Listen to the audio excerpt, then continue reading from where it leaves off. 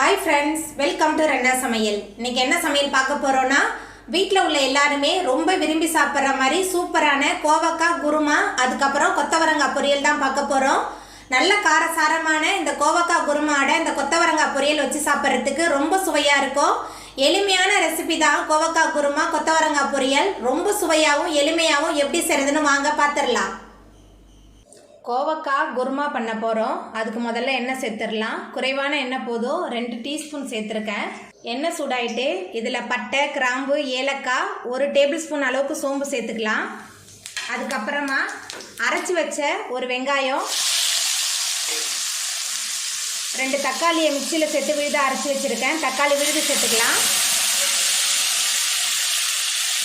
கொஞ்சமாக கருவேப்பிலை, கூடவே 2 டேபிள் ஸ்பூன் இஞ்சி பூண்டு விழுது எல்லாத்தையும் சேர்த்துட்டு நல்லா வதக்கிடலாம்.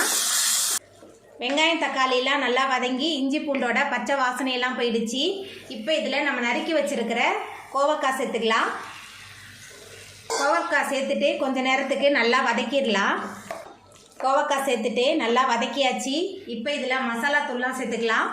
குழம்பு மிளகாய் தூள், மஞ்சத்தூள், கரம் மசாலா, உப்பு சேர்த்துக்கலாம். சேர்த்துட்டு எல்லாத்தையும் நல்லா வதக்கிடலாம். மசாலா தூள், கோவக்காய் எல்லாத்தையும் சேர்த்துட்டு நல்லா வதக்கியாச்சு. இப்போ இதில் தண்ணி சேர்த்துக்கலாம். நான் மிக்சியை கழுவி அந்த தண்ணியை தான் சேர்க்குறேன். தண்ணி சேர்த்துட்டு நல்லா கலந்து விட்டுடலாம். தண்ணி சேர்த்துட்டு நல்லா கலந்து விட்டாச்சு. மசாலாவோட பச்சை வாசனை போகிற அளவுக்கு குருமா நல்லா கொதித்து கோவக்காய் நல்லா வெந்து வரட்டும். அது வரைக்கும் இருக்கட்டும். மசாலாவோட பச்சை வாசனை போகிற அளவுக்கு நல்லா கொதித்து எண்ணெய் பிரிஞ்சு வந்துருச்சு. கோவக்காவும் நல்லா வெந்து வந்துருச்சு. இப்போ இதில் அரை மூடி தேங்காய் அரைச்சி வச்சுருக்கேன். தேங்காய் விழுது சேர்த்துடலாம். தேங்காய் விழுது சேர்த்துட்டு நல்லா கலந்து விட்டுடலாம். தேங்காய் சேர்த்த பிறகு நல்லா ஒரு கொதி வரட்டும். இப்போ மேலால் கொஞ்சமாக கொத்தமல்லி தழை தூவிடலாம். தேங்காய் சேர்த்த பிறகு குருமா ஒரு கொதி வர ஆரம்பிச்சிருச்சு. இப்போ நம்ம அடுப்பை ஆஃப் பண்ணிடலாம். நம்மளோட சுவையான கோவக்காய் குருமா சூப்பராக ரெடி ஆகிட்டு. கொத்தவரங்காய் பொரியல் பண்ணுறதுக்கு 2 ஸ்பூன் எண்ணெய் சேர்க்குறேன். எண்ணெய் சூடாயிட்டு இதில் கொஞ்சமாக கடுகு சேர்த்துடலாம்.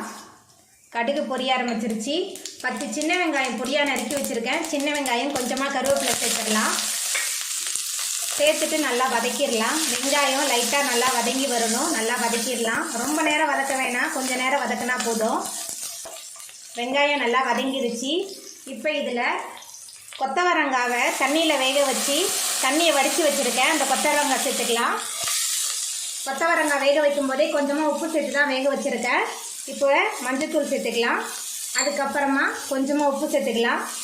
சேர்த்துட்டு எல்லாத்தையும் நல்லா கலந்து விட்டு வதக்கலாம். இந்த கொத்தவரங்காய் பொரியல் பண்ணுறதுக்கு ஒரு 2 நிமிஷம் கூட ஆகாது, டக்குன்னு செஞ்சிடலாம். ரொம்ப சுவையாக இருக்கும். மஞ்சத்தூள், உப்பு, கொத்தவரங்காய் எல்லாமே சேர்ந்து நல்லா கலந்து வதங்கிருச்சு.